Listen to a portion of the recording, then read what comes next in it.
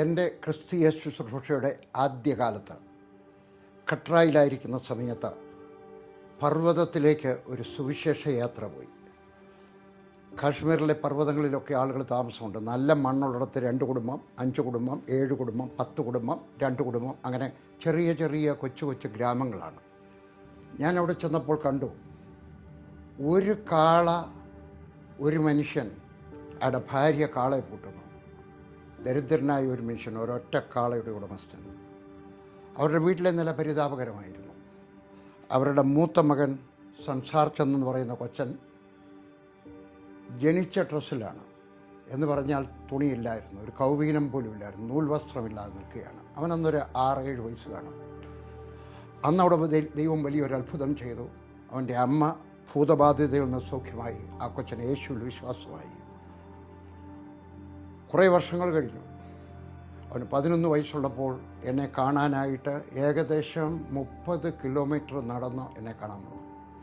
എന്നെ കാണാൻ വന്നു വെച്ച് പറഞ്ഞു, എനിക്ക് പഠിക്കണം. ഞാൻ പറഞ്ഞു, പോയി പഠിക്കാം. ഇല്ല, എനിക്കൊരു ജോഡി ഡ്രസ്സ് വേണം. കാക്കി തുണിയുടെ പൈജാമയും കാക്കി തുണിയുടെ ഒരു ഷർട്ടും, പിന്നെ എഴുതുന്ന ഒരു സ്ലേറ്റും, പിന്നെ 1ാം ക്ലാസ്സിലെ പുസ്തകവും. 11ാം ക്ലാസ്സുള്ളവൻ 3 പർവ്വതം കയറി അവൻ പഠിക്കാൻ പോയി. 3ാം ക്ലാസ്സിൽ പഠിക്കുന്ന സമയത്ത് അപ്പോഴത്തേക്ക് ഞാൻ 10ാം കോട്ടയ്ക്ക് താമസം മാറി. എന്നെ കാണാൻ വന്ന് വെച്ച് പറഞ്ഞു, ഇപ്പോൾ എനിക്ക് എഴുതാനും വായിക്കാനും അറിയാം, നിങ്ങളുടെ ബൈബിൾ സ്കൂളിൽ പഠിപ്പിക്കണം.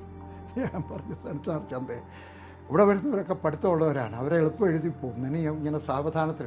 ഇല്ല, ഞാൻ പഠിക്കാം. ആ ചെറുപ്പക്കാരൻ നന്നായിട്ട് പഠിച്ചു.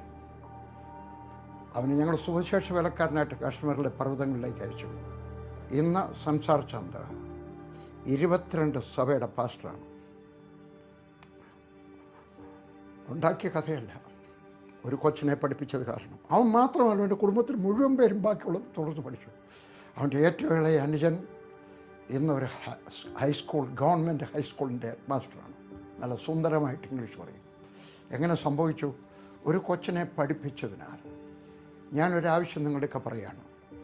നാം അനാഥരായിട്ടുള്ള അനേക കുഞ്ഞുങ്ങളെ പഠിപ്പിക്കുന്നുണ്ട്. ചിലരെ നമ്മുടെ കൂടെ താമസിച്ച് പഠിപ്പിക്കുന്നു, ചിലരെ അവരുടെ വീടുകൾ പഠിപ്പിക്കുന്നു.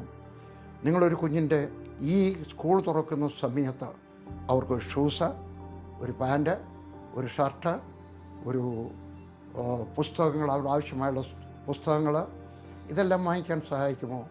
4800 രൂപ കിട്ടിയാൽ ഒരു കുഞ്ഞിനെ ഞങ്ങൾ സ്കൂളിൽ അയക്കാം. എല്ലാവർക്കും 4800 രൂപ തരാനൊക്കത്തില്ലെന്ന് എനിക്കറിയാം. പക്ഷേ ഒക്കുമെങ്കിൽ 2300 രൂപ തരാമോ? ആ കുഞ്ഞിന് അത്യാവശ്യമായിട്ടുള്ള പുസ്തകങ്ങളെങ്കിലും വാങ്ങിച്ചു കൊടുത്ത് ഒരു ബാഗും ആയിട്ട് സ്കൂളിൽ അയക്കുവാൻ കഴിയും. അല്ല, കുറച്ചുകൂടെ കാര്യമായിട്ട് സഹായിക്കണം എന്ന ആഗ്രഹമുള്ളവർക്ക് 2750 രൂപ തരാമെങ്കിൽ ഒരു കുഞ്ഞിനെ നിങ്ങൾക്ക് സ്പോൺസർ ചെയ്യാം.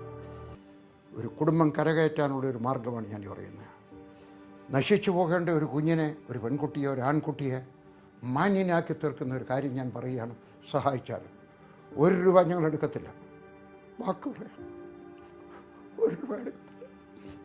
നിങ്ങൾ തരുന്നത് മുഴുവൻ ഈ കുഞ്ഞുങ്ങളെ പഠിപ്പിക്കുവാനായിട്ട് നിങ്ങൾ ചിലവഴിക്കും. കർത്താവ് നിങ്ങളെ അനുഗ്രഹിക്കട്ടെ. കുടുംബമായിട്ട് ചിന്തിച്ചാലും എന്നിട്ട് ഞങ്ങൾക്ക് എഴുതുക, ഒരു കുഞ്ഞിനെ സഹായിക്കുക. പാർഷ്യൽ 2300 രൂപ, ടോട്ടൽ 4800 രൂപ. അല്ല, 2750 രൂപ ഒരു കുഞ്ഞിനെ സ്പോൺസർ ചെയ്തിട്ട് 12 മാസവും സഹായിച്ചാൽ ഒരാൾക്ക് ഭാവി കൊടുക്കാം. കർത്താവ് നിങ്ങളെ അനുഗ്രഹിക്കട്ടെ. ആമേൻ.